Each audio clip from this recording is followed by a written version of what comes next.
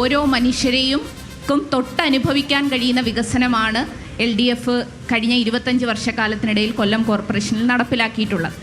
അതെപ്പോ അതൊക്കെ ഉണ്ട് ആണോ? എന്നാ കണ്ടിന്യൂ. അതുകൊണ്ട് ഞങ്ങൾ മുന്നോട്ട് വയ്ക്കുന്ന മുദ്രാവാക്യം തന്നെ LDF തുടരും, നാട് വളരും എന്നുള്ളതാണ്. ഈ ഫൂളിഷ് ലൈസ് ഒക്കെ എല്ലാവരും വിശ്വസിക്കുന്നു വിചാരിച്ചിട്ടാ? സ്വന്തം ഇഷ്ടത്തിന് തട്ടിവിടുന്ന നാക്കെടുത്താന്നുണേ പറയൂ. യെസ്, വളരെ വാലിഡ് ആയിട്ടുള്ള പോയിന്റ്. എന്താണ് മറുപടി പറയാനുള്ളത്?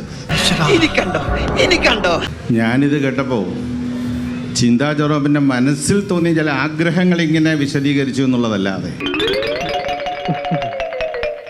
കോർപ്പറേഷൻ പരിധിയിൽ താമസിക്കുന്നതിനാണ് ഇവിടെ കൂടിയിരിക്കുന്നതെങ്കിൽ എല്ലാവർക്കും ഈ പറയുന്നതിന്റെ വിഷയത്തെക്കുറിച്ച് തന്നിയ ബോധ്യമുണ്ടാകും.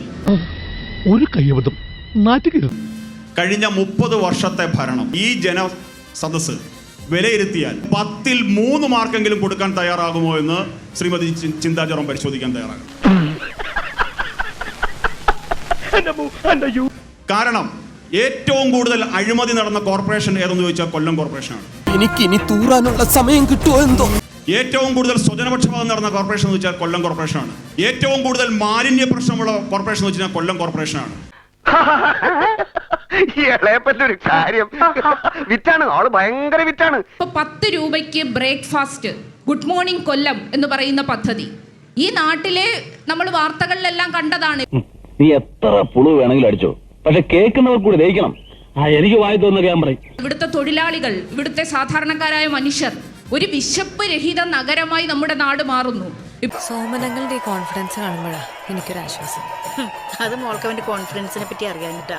മുമ്പ് തോറ്റ എല്ലാ ഇലക്ഷനും ഇതേ കോൺഫിഡൻസ് ആയിരുന്നു. ഇവിടെ നിന്ന് 2 കിലോമീറ്റർ 1.5 കിലോമീറ്റർ അപ്പുറത്ത് പുള്ളിക്കട കോളനി പറഞ്ഞൊരു കോളനി ഉണ്ട്. 1200 കുടുംബം, 20 പേർക്കാണ് ഒരു കക്കൂസ്. BJPയും LDFും തമ്മിലുള്ള വ്യത്യാസമാണ്. അത്ര വലിയ ബന്ധങ്ങളിലേക്ക് പോണോ ശിവൻകുട്ടി? റേഷൻ കട മറന്ന് മണ്ണെണ്ണ വാങ്ങണോ? മോദിയും പിണറായിയും തമ്മിലുള്ള വ്യത്യാസമാണ്. ഞങ്ങൾ മതില് കെട്ടി ആളുകളെ മറയ്ക്കുകയല്ല, മറിച്ച് ദാരിദ്ര്യം ഇല്ലാതാക്കുകയാണെന്ന് വളരെ വിനയത്തോടു കൂടി ഓർമ്മപ്പെടുത്തുകയാണ്. അതെന്താണോ?